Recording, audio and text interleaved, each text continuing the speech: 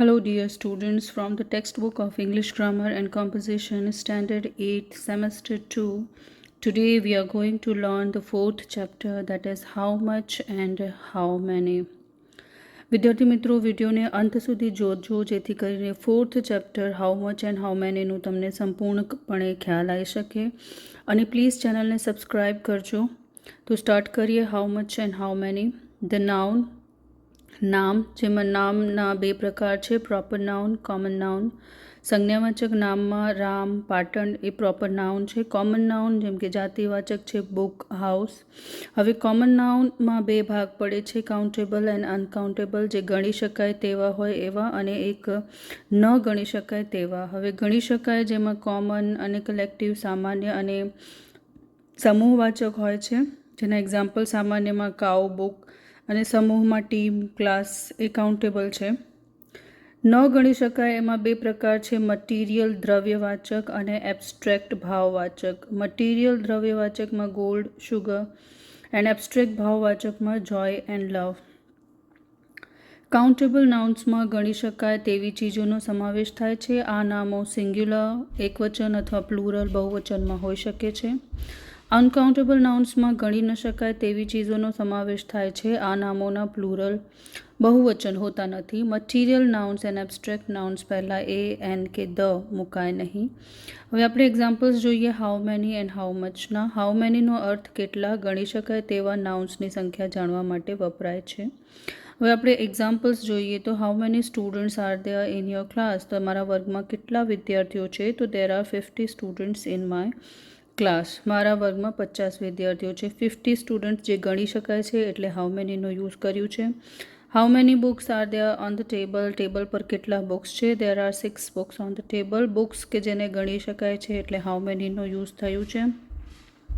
ત્યારબાદ આપણે જોઈએ છે કે હાઉ મચ, કેટલું કે કેટલો, કેટલી, ગણી શકાય નહીં તેવા નાઉન્સ સાથે વપરાય છે. હવે how much milk is there in the glass. હવે દૂધ કેટલું છે ગ્લાસમાં, તો ગણી શકાતું નથી, એના માટે આપણે હાઉ મચનો યુઝ કર્યું છે. There is much milk in the glass. ગ્લાસમાં ઘણું દૂધ છે.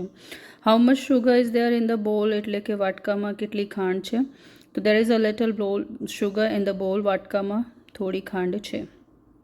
શુગર પણ ગણી શકાય નહીં એવામાં છે એટલે હાઉ મચનો યુઝ કર્યું છે. હવે આપણે એના ઉપરથી એક્સરસાઇઝ જોઈએ તો fill in the blanks with how much or how many. તો પહેલી ખાલી જગ્યા આપણે જોઈએ છે how much milk can you drink. તમે કેટલું દૂધ પી શકો છો? મિલ્ક ગણી શકાતું નથી, અનકાઉન્ટેબલ છે એટલે મચ આવ્યું છે. How many books will you buy. તમે કેટલી ચોપડીઓ ખરીદશો? બુક્સ કેન બી કાઉન્ટેબલ એટલે મેનીનો યુઝ થયું છે. How much coffee is there in the packet. પેકેટમાં કેટલી કોફી છે? કોફીને પણ અહીંયા ગણી શકાતું નથી એટલે હાઉ મચ થયું છે. How much ghee is there in the packet. પેકેટમાં કેટલું ઘી છે? ઘી પણ અનકાઉન્ટેબલમાં આવે છે એટલે મચ યુઝ કર્યું. How many cows and buffaloes do you have. તમારી પાસે કેટલી ગાયો અને ભેંસો છે? તો આ કાઉન્ટેબલ છે એટલે મેનીનો યુઝ કર્યું. How many goals did you score. તમે કેટલા ગોલ કર્યા? તો ગોલ આપણે 1, 2, 3 એવી રીતે ગણી શકાય એટલે મેની છે. How much oil is there in the bottle, એટલે બોટલમાં કેટલું તેલ છે? ઓઇલ પણ અનકાઉન્ટેબલ હોય છે એટલે મચનો યુઝ કર્યું. How much T can Ram drink. Ram કેટલી ચા પી શકે છે? તો ટી હાઉ મચમાં આવ્યું છે કારણ કે અનકાઉન્ટેબલ છે. How many flowers are there in the vase. વાઝમાં કેટલા ફૂલો છે? ફૂલો આપણે ગણી શકીએ છીએ એટલે મેની યુઝ કર્યું. How much butter do you have. તમારી પાસે કેટલું બટર છે? બટર અનકાઉન્ટેબલમાં છે એટલે મચ યુઝ કર્યું. ત્યારબાદ how many pencils do you have want. તમારે કેટલી પેન્સિલો જોઈએ? પેન્સિલ ગણી શકાય એટલે મેનીનો યુઝ કર્યું. How much water is there in the river. રિવરમાં કેટલું પાણી છે? પાણી અનકાઉન્ટેબલ છે એટલે આપણે મચનું યુઝ કર્યું. How many balloons does he have. એની પાસે કેટલા ફુગ્ગા છે? બલૂન્સ કાઉન્ટ કરી શકાય છે એટલે આપણે મેનીનું યુઝ કર્યું છે. ત્યારબાદ આપણે જોઈએ how many boys are there in the class. વર્ગમાં કેટલા છોકરાઓ છે? બોયઝ કાઉન્ટેબલ છે એટલે મેનીનો યુઝ કર્યો. How much sugar is there in the cup. કપમાં કેટલું શુગર છે? શુગર કાઉન્ટ કરી શકાતું નથી એટલે મચનું યુઝ કર્યું. પછી how many is this sack of wheat. હવે અહીંયા વીટ નથી પણ સેક ઓફ વીટ છે એટલે કે ઘઉંની બોરીઓ. ઘઉંની બોરીઓ આપણે ગણી શકીએ છીએ એટલે આપણે મેનીનો યુઝ કર્યું. વીટ સમજીને અહીંયા મચ લખ્યું હતું એટલે પછી આ મિસ્ટેક છે. તો ઘઉંની કેટલી બોરીઓ છે. How much honey is there in this bottle. આ બોટલમાં કેટલું મધ છે. હવે હની કાઉન્ટ નથી કરી શકાતું એટલે આપણે મચ લખ્યું છે. How many is this packet of sweets, એટલે મીઠાઈના પેકેટો કેટલા છે. મીઠાઈના પેકેટો ગણી શકાય છે એટલે આપણે મેનીનો યુઝ કર્યું છે.